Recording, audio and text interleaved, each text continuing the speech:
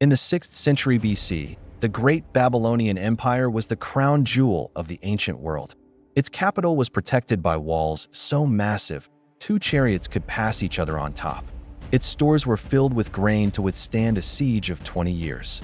It was, by all accounts, impregnable. And waiting outside its gates was the rising Persian king, Cyrus the Great. The stage was set for one of history's most brutal and protracted sieges. But Cyrus looked at those legendary walls, and he saw something else entirely. He saw a keyhole. Cyrus did not order his engineers to build towers. He did not command his soldiers to scale the walls. Instead, he launched a campaign not of force, but of perception.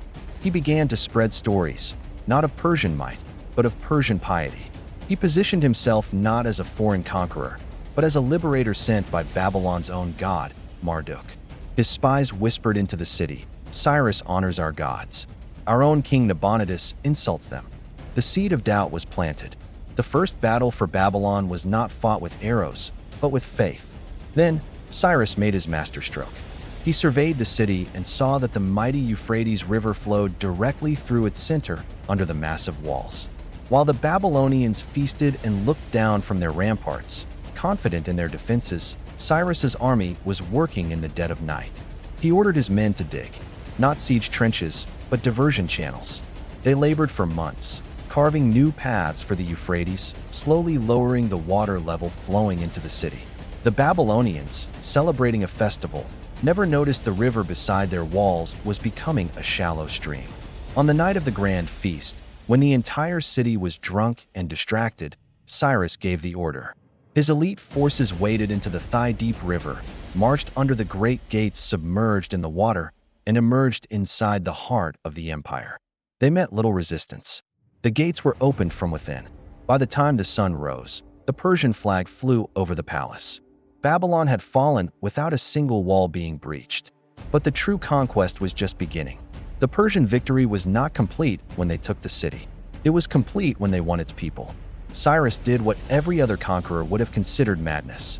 He did not enslave the population. He did not burn the temples. Instead, he did the opposite. He issued a decree, inscribed on a clay cylinder that survives to this day.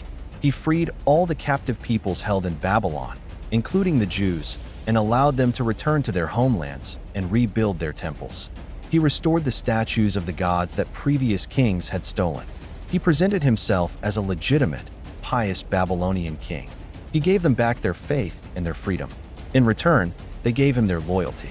The fall of Babylon teaches us that the strongest fortress in the world is useless if the will to defend it has crumbled from within. Cyrus the Great proved that the highest strategy is to turn your enemy's greatest strengths, their faith, their culture, their very identity, into the weapons of their own defeat. He did not conquer an empire. He adopted it. And in doing so, he built a dynasty that would last for 200 years, not by force, but by foresight. The most enduring victories are not taken by the sword, but given by the people you refuse to subjugate.